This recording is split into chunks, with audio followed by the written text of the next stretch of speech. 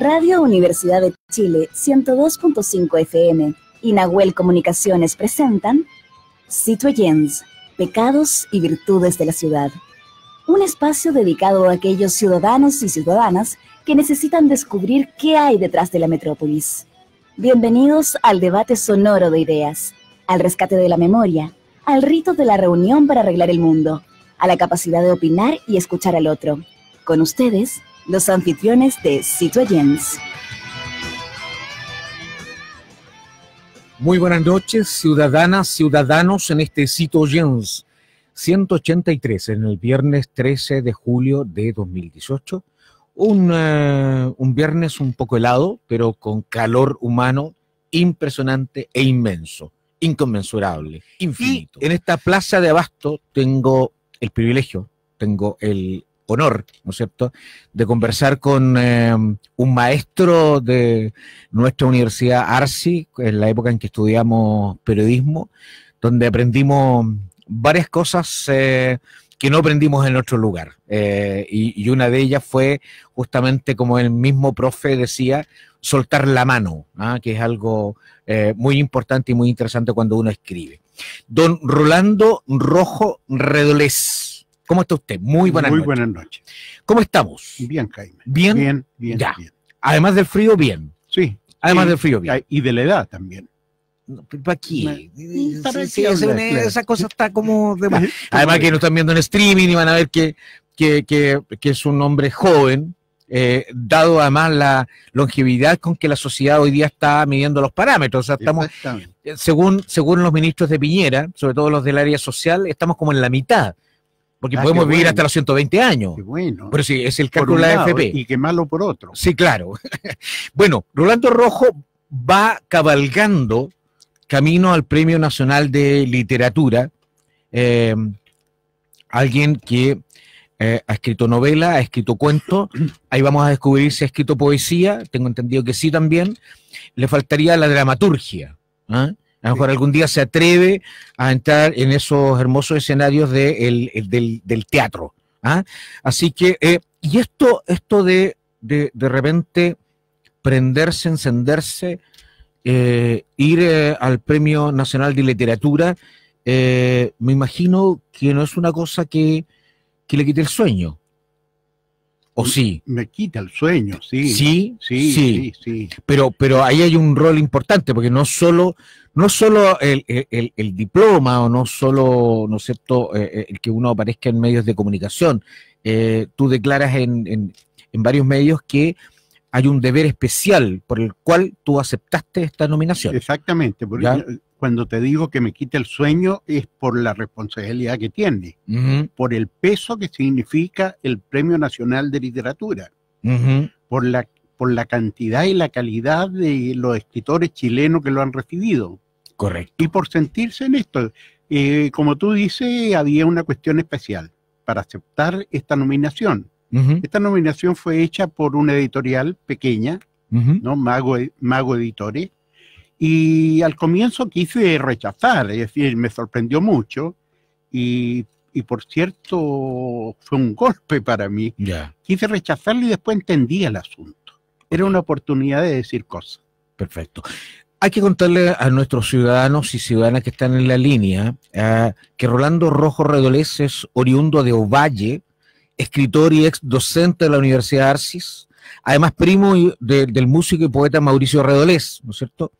Y ha publicado, entre otros textos, vamos a ir revisando algunos de ellos: La muerte de la condesa Prokofiev, Otros rostros en las venas de San Pablo, Cuentos de barrios, El último invierno del abuelo.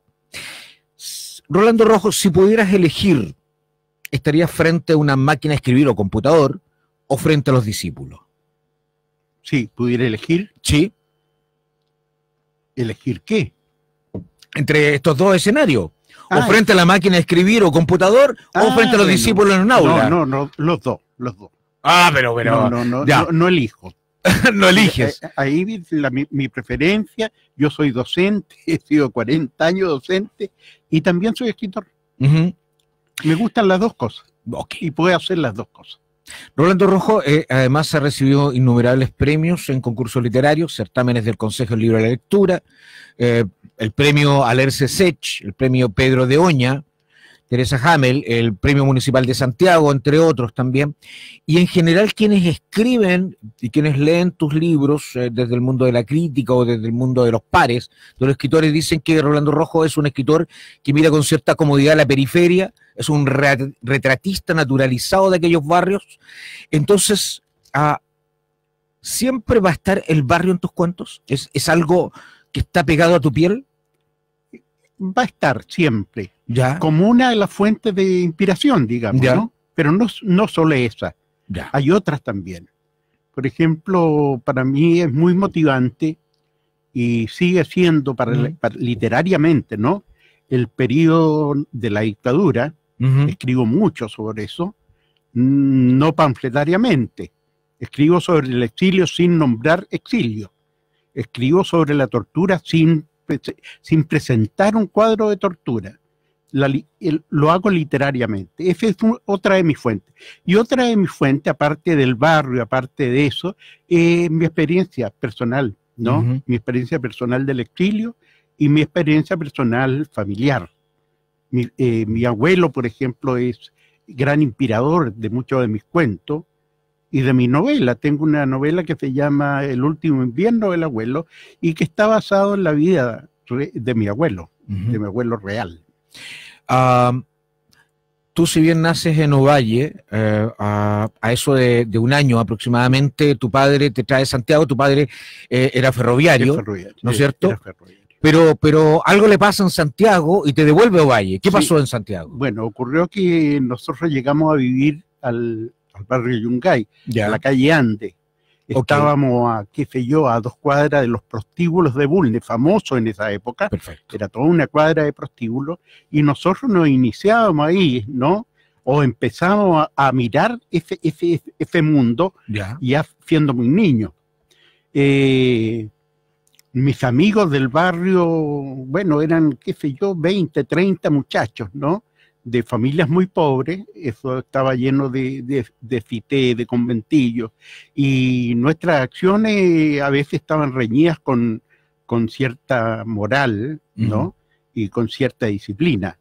Mi padre, que llegaba a Santiago después de sus viajes, él iba de Calera a Iquique, ese era el trayecto. Wow, cuando había trenes al norte. En el tren longitudinal al norte. Perfecto. Bueno, demoraba 2 o 3 días en llegar, o llegaba una vez a la semana, y cada vez que llegaba me encontraba con estas patotas de amigos, ¿no? No le gustó mucho, y me llevó a Ovalle, a la ciudad donde yo había nacido. Y ahí terminas la educación media. Ahí entré al liceo. Al liceo. Y desde ahí postulas a ser profe de castellano. Profe. Al pedagógico, ¿no? No, postulo a la normal, José Abelardo Núñez. A la Abelardo Núñez, perfecto. Y salgo de profesor de primaria, se llamaba, primaria y normal, se llamaba esa sección de la educación, y empecé a hacer clases en escuela. Estuve 2 o 3 años en una escuela, en Macul, escuela básica, y luego entré a estudiar pedagogía en castellano. O sea, ejerciste la docencia con toda la legitimidad, digamos, claro, absolutamente. Sí. O sea, y te lo digo porque yo también he hecho clases, pero nunca estudié para profe. No, claro. Yo salí de profe, y las normales eran muy buenas, fue una experiencia educacional muy, muy buena. Y Santiago, a pesar de que en tus libros, en tus personajes, en tus temáticas, tienes personajes que son muy infelices con esta ciudad que los abruma, que los atormenta, ¿no es cierto?, que les pone el pie encima, como dice alguno de los personajes, algunos al borde del suicidio, como Alberto, ¿no es cierto? Sin embargo, ¿qué pasó? ¿Ovalle quedó definitivamente atrás o hay una posibilidad de algún día volver a Ovalle? Yo vuelvo a Ovalle. He ido, a mí me gusta mucho volver. Lo hago cuando me invitan mis amigos de escritores de Ovalle. Pero vas a pasear. Voy a la feria del libro de Ovalle. Y tengo la oportunidad de estar con ellos, hacemos una especie de talleres con los escritores y me encuentro con ellos. Ahora lo curioso es que esa ciudad aún no sé en qué parte del ser que ha metido los aromas de la adolescencia, los olores, las sensaciones. Los primeros amores. Y los primeros amores también. Perfecto. ¿No? Queda ahí. Y uno vuelve y como que renace todo aquello, ¿no? A mí me gusta recorrer las calles donde viví mi trayecto al liceo y voy como rememorando aquella cosa que yo cuando yo tenía 15, 16 y 17 años. Me gusta mucho volver. Sin embargo, llegaste a construir un personaje como Alberto, ¿no es cierto? ¿En qué cuento? A ver. Alberto es como mi alter ego. Sí, es tu alter ego. Espérate. El hombre que se suicida. El cumpleaños. El cumpleaños, disculpa. Sí. El cumpleaños, ¿no es cierto? Sí. Y ese es un personaje netamente santiaguino. Sí. Es netamente santiaguino. Entonces, ¿qué hay de ese Alberto, de ese cumpleaños que está ligado contigo, en tu inconsciente, en tu consciente? Yo creo que hay mucho de Alberto en mí. Este sentido casi pesimista de la vida, ¿no? A veces no encontrar salida a las situaciones, aunque yo he estado en situaciones muy extremas, muy dramáticas, y he logrado salir, ¿no? Yo estuve preso durante un año en un campo de concentración, bueno, y logré salir de esa situación. Tú en Argentina estuviste en el exilio, ¿no? Yo estuve en Argentina, en Buenos Aires. Y ahí, al parecer, ¿no es cierto?, dice que tú estuviste y que conociste varios personajes históricos que eran algunos presos nazis. Había alguien de la, no sé si es realeza o rusa también, y que de alguna manera están en la muerte de la condesa Prokofiev, ¿no es cierto? Ilustrado, cuéntanos algo de aquello. Bueno, es una historia muy, muy curiosa. Resulta que el año 1975, yo estaba en Buenos Aires sin trabajo, debiendo la pensión donde vivía, y medio desesperado por la situación. Y en una calle de Buenos Aires, Cangallo se llama, y Reconquista, veo una placa de bronce que dice Asociación de Protección al Refugiado. Yo me sentía refugiado y pensé que la ayuda también era para mí. Pedí hablar con la asistente social de esa institución, entonces me aclaró que los refugiados que ellos ayudaban eran a refugiados europeos. Yo no sabía que había refugiados europeos, yo sabía de los refugiados latinos, que éramos nosotros. Bueno, la señora me debe haber visto en tal estado de pobreza que me dijo, si quiere pasar el invierno, este invierno crudo, en el hogar que nosotros mantenemos en provincia, puede ir allá, me dice, y pasar el invierno. No le vamos a pagar, pero va a tener alimentación y vivienda gratis. Para mí era como que me dijera, vaya al paraíso. Me fui a la provincia, esto quedaba en La Pampa, era un edificio enorme, parecía un barco blanco. Me presento al director del hogar, que era un boliviano, también como yo, exiliado. Él era militar, era general, se llamaba Luis Requeterán, ¿no? El general de este hogar. Le expliqué, le dije de dónde venía, y él me dijo, bueno, quédese acá, atienda la biblioteca. Perfecto. Y me doy dando cuenta de que ese hogar era... los que vivían ahí eran refugiados europeos, eran rusos blancos, rusos que habían huido de la revolución de octubre, bolchevique, de la revolución bolchevique, gente de 90 y de 100 años, ¿no?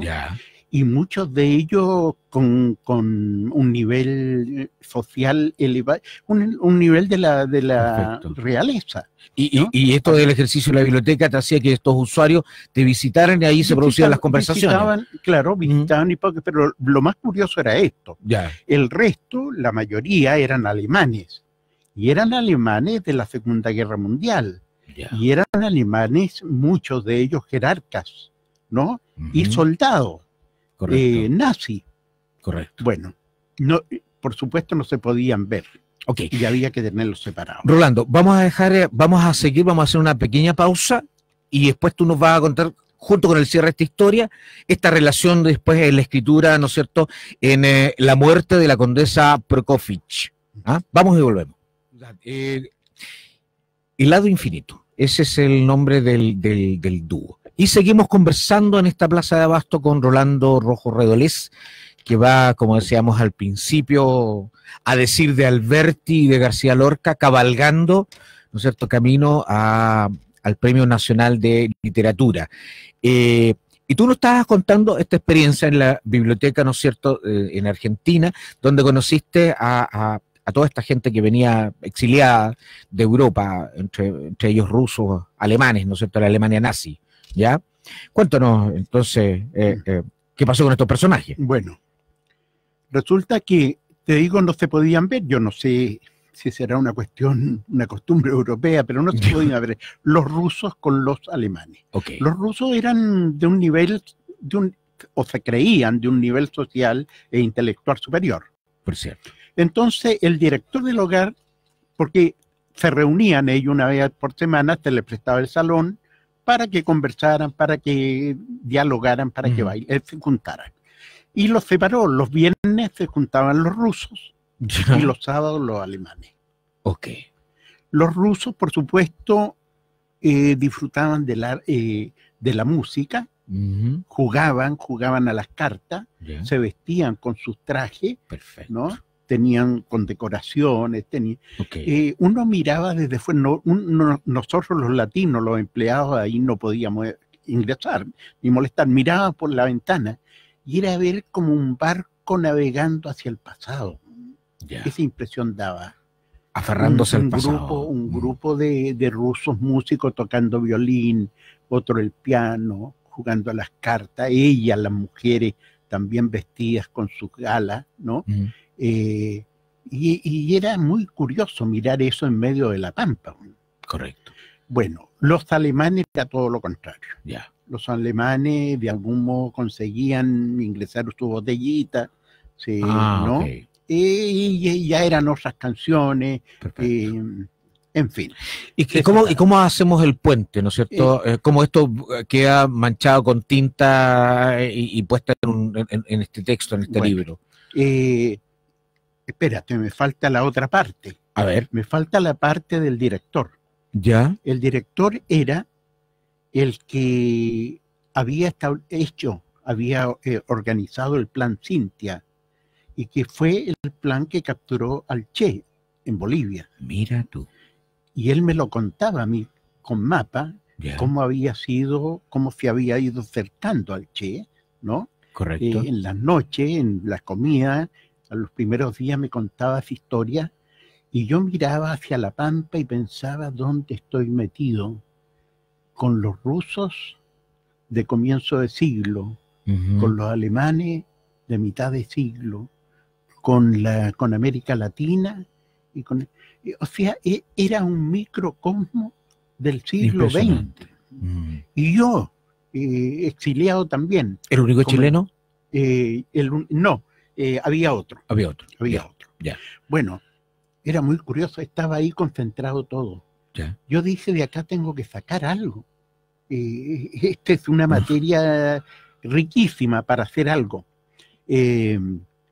Y mira qué curioso, el año pasado parece que fue, el presidente de Bolivia, Evo Morales, nombra como en un alto cargo del ejército a la hija de Requeterán, de este general, que era la niña que jugaba ahí, a veces en los fines de semana iba al hogar. Ahora no sé si es comandante en jefe del ejército o algo así, es la hija de este señor con el cual conviví esta cosa curiosa que la vida me llevó. Bueno, yo dije, esto no se puede perder, y traté de meter una historia. ¿Empezaste a escribirlo ahí en Argentina? Sí, empecé a recolectar cosas. Empecé a recolectar, qué sé yo, medallas, cosas que me robaba a veces o las encontraba, cucharas de la guerra, platos de la guerra que tenían estos soldados que no se habían deshecho. Ahí había de todo. Ese hogar lo construyó el Agacán, ¿no? Era de Naciones Unidas. Pero era una situación elegantísima para un exiliado. que no tenía nada que ver con los exiliados latinos que habíamos en Buenos Aires. Perfecto. En unas verdaderas posilgas vivíamos, ¿no? Esto no, esta era otra cosa. Bueno, quise, recolecté pensando en escribir algo y acá lo escribí. Ya. Creo que es la que más me gusta, es la que más quiero, una de las que más quiero, ¿no? Perfecto. Es mi primera novela también, La muerte de la condesa Prokofiev, y con esta experiencia tan singular que te digo que me gusta. Ahora quiero llevarte al mundo de los barrios. El mundo no cambia en una tarde de sábado sushi. Es un recorrido nostálgico por los barrios del sector poniente, por ese Santiago que se ha ido quedando en el tiempo también entre los 50 y los 60. Y ahí ocurre algo donde esta relación matrimonial, conyugal, ¿no es cierto?, se va desmoronando, igual que esta ciudad se va desmoronando. Cuéntanos un poco. Claro. Y se va, tú lo has dicho. Sí, hay una intención en mí que consiste en no dejar que se muera del todo las cosas que van muriendo. Y una de estas cosas que van muriendo son los barrios. Por lo menos lo que nosotros conocíamos como barrio. Mi barrio Yungay, el lugar donde yo me crié, en fin, donde pasé, era un barrio que tenía cines, enormes cines. Todavía son templos evangélicos. Hoy son templos evangélicos. Ajá. A esos cines, bueno, nosotros íbamos, íbamos incluso como heladeros, para estar todos los días ahí viendo las mismas películas porque había rotativas. Yo vendía helado en uno de los teatros, o acomodaba. También era acomodador. O iba a buscar las cajas. Las cajas eran las que venían las películas, ¿no? Las latas. Unas latas. Exactamente, unas latas. Bueno, esa era la vida del barrio. Para la Semana Santa, por ejemplo, en el barrio, que estos teatros tenían platea, balcón y galería. Imagínate. Y ahí estaba concentrada la vida social del barrio, las clases sociales del barrio, ¿no? Sí. Bueno, esas representaciones de la muerte de Jesús, ¿no? Concentraban a todo el vida, pasión y muerte. Ahí se lloraba, se reía, en patota, todos juntos. Sí. Qué sé yo, hasta con perros, con guaguas, con las señoras, era el centro. Y tú, pero también tú describes en tus historias, en las tramas transversales, los almacenes, las peluquerías y todos esos lugares, los bazares, no sé, las panaderías, los negocios de la esquina, donde se compraba con libreta. Y donde te saludaban por el nombre. Y te saludaban y todos conocían. Ajá. Bueno, si estaba enfermo una vecina, todos sabíamos que estaba enferma la vecina y todos tratábamos de ayudar. Si nuestras mamás, nuestros padres, había una cuestión solidaria interna. Estaban los clubes deportivos. En mi barrio había 3 clubes en mi cuadra, ¿no? Que teníamos competencias deportivas.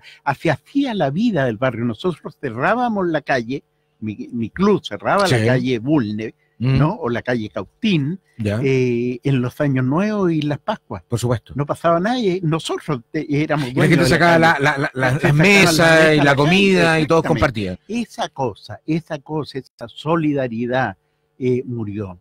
Esta historia de la calle San Pablo, que era hermosa, con su fuente de soda. Murió el día del golpe, ¿no?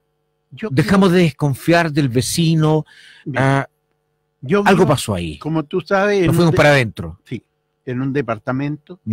Y ya llevo 20 años ahí, por lo menos llevamos 20 años ahí. Y yo no sé quién es mi vecino. Mira, yo nunca he conversado con él. Ni él. No sé en qué trabaja, ni él sabe también, yo tampoco sabe mi historia. Tú el año 73, perdona Rolando, tú llegas a los campos de concentración de Chacabuco. Sí. Y incluso hay un libro del Gato Gamboa, ¿no es cierto? El viaje al infierno. Sí. No sé si te encontraste con él o estuvieron en lugares distintos. Muchas veces. ¿Ya? Bueno, yo empecé a escribir en un campo de concentración. Yo escribí ahí mi primer poema. Y fue muy curioso porque nunca había escrito. Además me sentía el más miserable e idiota de todos los que estábamos ahí. Toda la gente hacía cosas ahí, con las manos. Sí. O sea, hacían tejido, hacían tallado. Habían planos, dibujos, croquis. Yo no sabía hacer nada. Yo era visitador de educación, que era un cargo administrativo de confianza del presidente Allende, o bueno, del presidente, y yo lo que sabía hacer era todo este papeleo funcionario. Pero eras militante del Partido Comunista. Pero era militante. Bueno, eso terminó, pero todo lo que yo sabía no servía en un campo de concentración. Claro. Un día, agobiado por esta cosa de no saber cosas, tomé un papel y algo me hizo escribir unos versos. ¿Todavía no estabas inspirado como para haber hecho un taller de cuentos? No, nada. No, yo era profesor ya de castellano. Pero no se me pasaba por la mente esa cosa. Bueno, hice ese poema, se los leí, vivíamos 16 compañeros en la casa, se los leí en el desayuno y me olvidé de él. Los domingos nos juntábamos guardia y prisioneros en el teatro para pasar en una especie de show que había. El domingo 10 de septiembre yo estaba de cumpleaños y sube uno de mis compañeros sin haberme dicho y dice: voy a leer un poema que hizo un compañero de la casa que está de cumpleaños y ha leído este poema. Y empieza a producirse una cuestión muy mágica, un silencio enorme. Y escuchábamos las palabras de este compañero arriba del escenario y todos callados, milico y prisionero. Y de pronto sentí como que yo no era autor de eso, como que yo no lo había hecho. Sentí una cosa muy curiosa. Terminó, se produce un silencio y después un estallido de aplauso y piden que el autor suba al escenario. Y yo me sentía absolutamente desconectado de eso, avergonzado de eso, no sé, tenía temor y no subí. Entonces el Gato Gamboa, al día siguiente, que sé yo, otro día, fue a mi casa. Gran periodista, para quienes no. Teníamos un diario mural y me iba a entrevistar. Quería saber quién era el autor y me entrevistó. Me preguntó si yo escribí. No, yo nunca había escrito. O sea, nunca había escrito literariamente, había escrito otras cosas, pero no, bueno, eso. Además me llegó un cuento de un autor que yo no había leído nunca, se llamaba Poli Delano. Leí ese cuento y me pareció que tenía una fuerza tan grande la historia que contaba, que había tal cantidad de resistencia a la vida, a los problemas y a la decisión de salir adelante, que terminé de leer y salí al campo ahí en la noche, al campo de prisioneros, no había nadie, y salí con otra energía, como diciendo: esta cuestión es así, compadre. Aquí no se puede uno echar a morir. Me gustaría, perdona Rolando, me gustaría para quienes, sobre todo para las generaciones jóvenes, ¿no es cierto? Y también para los mayores, que tú nos ubiques el contexto geográfico de Chacabuco. ¿Dónde estaban? Chacabuco es una oficina salitrera, que está al interior de Antofagasta, ¿no? Debe ser, nosotros nos fuimos en tren esta vez y llegamos al mediodía, no sé, de unos 30, 40 kilómetros. ¿Entre Antofagasta y Calama? Entre Antofagasta y Calama. Correcto. Correcto. Es una de las grandes oficinas salitreras. Sí. Bueno, ahí está. Yo no tenía idea. Mi papá conocía eso porque pasaba como ferroviario en el tren, claro. Como ferroviario. Yo no conocía ni Antofagasta. Correcto. Bueno, te digo, esta cosa de Poli Delano, que me provocó tal cosa que empecé salí de esto al año, me tuve que ir a Argentina. Correcto. ¿no? Y en Argentina busqué los libros de Poli Delano y empecé a escribir cuentos, narrativa, que produjo una cosa curiosa. ¿Y fueron amigos enormemente el resto de la vida? Sí. En definitiva. Sí, estuvimos en varios encuentros. Quiero contextualizar un poco esta conversación contigo, Rolando Rojo Redolés, candidato al Premio Nacional de Literatura 2018. ¿Cómo ves el escenario actual de las jóvenes generaciones que están escribiendo, están intentando escribir o han publicado? ¿Hay alguien que te mueve el piso? ¿Hay luz al final del túnel o ya está todo perdido? No, yo creo que hay una camada de jóvenes muy talentosos. Danos algunos nombres, ilústranos un poco, por si nos encontramos camino a una biblioteca, una librería por ahí, Rolando Rojo una vez lo nombró, voy a ver qué tal. Bueno, Bizama, hay un muchacho Bizama. Ya. Y ¿Cuentista? Es cuentista, es muy talentoso. Está este otro joven que escribe sobre el Instituto Nacional, también sus cuentos, y muchos cuentos que refieren la vida escolar, ¿no? Es también, se me olvidó. Ya. Bueno, hay varios, hay jóvenes, hay muchachas muy buenas. Ya. ¿No? Alguien, yo sé que Poliedro no está muy arraigado en tu corazón, digamos, por esto de la amistad. Él ya nos dejó hace un tiempo. Pero de los escritores y escritoras que hoy día deambulan por el escenario nacional e internacional, ¿a quién tú admiras? No importando la edad, no importando la generación tampoco. Mira, yo encuentro, no sé si admire, pero encuentro que hacen una literatura muy seria, que se han dedicado a esto con pasión, con dolor también, ¿no? Por cierto. Dejando muchas cosas. La literatura es una zona de riesgo. Y estos hombres lo han asumido, hombres y mujeres, y no han tenido ningún o muy poco reconocimiento, ¿no? Y lo hacen y lo siguen haciendo. Yo tengo que nombrar a Jerez, ¿no?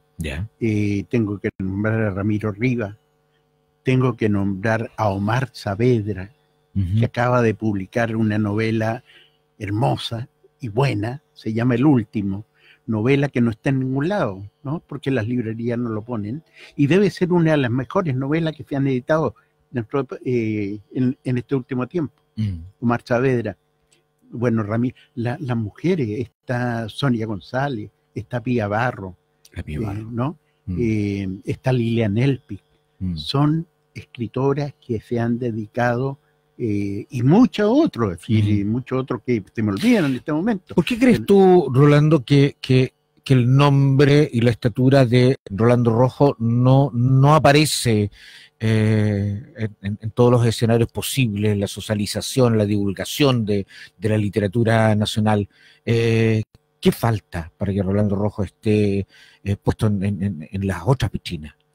Bueno, no aparece en ningún lado, ¿no? Yo soy, como dijo en una oportunidad José Miguel Vara, me dijo, tú eres un escritor clandestino. A lo mejor tienes que contratar a un ingeniero en marketing. Claro. ¿Podría ser eso? No hay otra cosa. Yo creo que, bueno, nunca he sido, y de esto parte, nunca he sido publicado por una editorial grande. ¿No? Y son las editoriales grandes las que te hacen, popular, te hacen que te compren los libros. Además de la editorial de Max González, ¿tú has publicado en forma independiente, así arriesgando? Todo. Eres un productor independiente. Yo, claro. El único que me ha publicado gratis, digamos, por cuenta de él, es un libro que me publicó Max González. El resto ha sido pero esto quiere decir que esta gente que hace este negocio, así entre comillas, es una gente que también trabaja por amor al arte, que yo no entiendo por qué lo hacen. No tienen ninguna posibilidad de ganar plata, ¿no? De hacer de esto un negocio. No le publican los libros, o sea, no les ponen los libros en las librerías, ¿no? Rolando, mira, tú no me vas a creer, pero yo creo que eres único. Yo creo que el único entrevistado en la historia de los 4 años de Citoyen que se ha tomado 3/4 del programa para conversar, pero yo creo que tú lo mereces, claramente. Yo espero que te acuerdes de nosotros cuando obtengas el premio nacional, y como decíamos nosotros los viejos barrios de Yungay, no te pongas cachetón, ¿ya? A nuestros invitados le hacemos regalos, y qué mejor que a un escritor le regalemos libros. Vuelan las plumas, vive el Lavín, ¿no es cierto?, conversaciones con la cultura, pero usted, profe, amigo mío, para que se lo lleve de regalo, lo pueda disfrutar, y te agradezco mucho esta conversación, muy interesante. Yo lo pasé bien, no sé si en la casa alguien lo pasó tan bien como nosotros, lo conversamos mucho. A la Carlita, muchas gracias también, al Bruno, al Esteban, un saludo a la Marcelita y a la Vero que no nos acompañaron hoy día, y agradecerte nuevamente, y ojalá que el merecido Premio Nacional de Literatura recaiga en vuestros hombros. Muy bien, muchas gracias amigo, y aprovecho para agradecer a toda aquella gente que me ha apoyado en esta aventura. Sí, ¿no? Yo sé que el Villafaña que está veraneando en Iquique también. También. Sí, también. Listo. Carlita, buen fin de semana a todos. Don Pato, muchas gracias. Chao, chao.